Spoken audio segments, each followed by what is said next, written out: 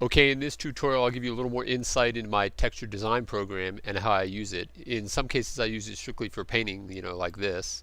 And this is really a lot of fun because it's based on a rotation brush that I can set. So you can see if I try and go slow, there you go. You can see it's rotating along as it goes.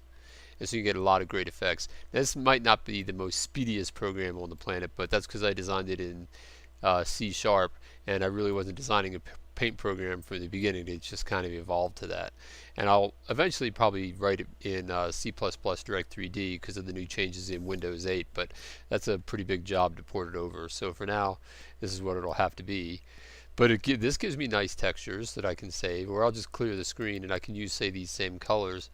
And down here, for this particular script that I'm going to run, basically I'm drawing nGons, or like a polygon, filled polygons with like a 3-sided, 4-sided, 5-sided, a pentagon, 6-sided, hexagon.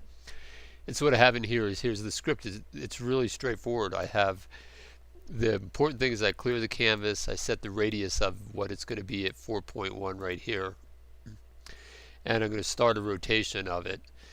I set colors. I'm going to use 5 points for this one, so it'll be 5-sided pentagon. And I set, here's color number 10, and I have red, green, blue, and alpha values for it, and that's the same as down here. You can see right here, color 10. And here are the colors I'm using, so I'm setting those within the program, because if I don't set them within here, it'll use what's currently set in the menus that you can set manually. But the reason I do it in here as well is because then when I have it in here, I can save the script, and then I have access to it again if I like that color. But you don't have to set it in here. You can set it elsewhere. So once I've set the colors, and these are extra features associated with the nGon itself. I'll show you that at another time. But I call method 2 120 times, trying to give you an idea how easy it is to write these scripts. So within method 2, I basically take the radial distance and I decrease it. Oh no, actually don't even need that one in here. I take the nGon radius and decrease it. I draw the nGon right here. I decrease the radius, and then I return to this routine that just calls it over and over again 120 times. I mean, that's the entire program that's required. When I run it over here from method 1, I just run it here, and we'll see what it produces using these colors. Let's see.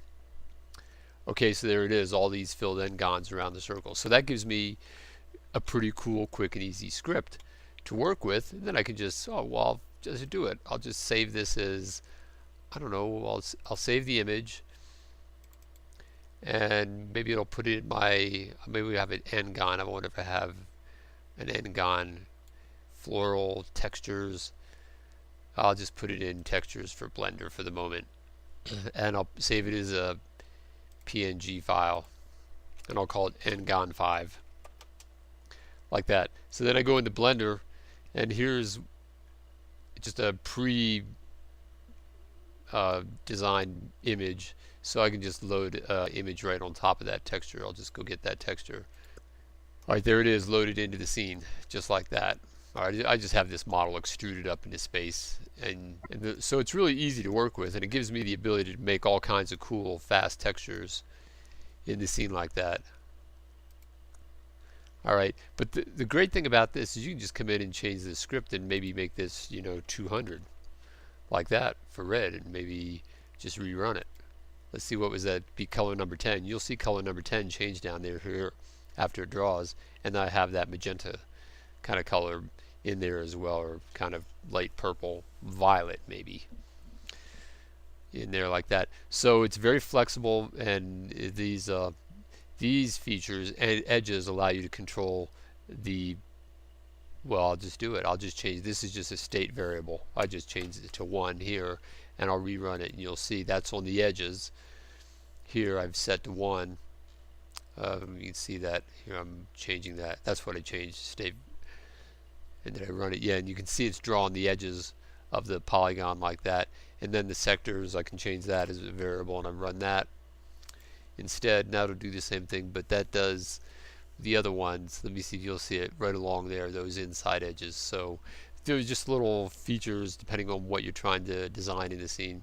Or maybe it'll give you an idea. Come over here, instead of rotating it, let's see, where am I rotating it? I'm just dropping it down. Oh, it's because I have this rotation preset like this. So maybe I'll turn this into, say, 23. So now each time it draws, this rotation value is just draws it 23 degrees further along in the scene. So maybe I don't need as many. Maybe I just cut that down to 60 times. I'll run that script.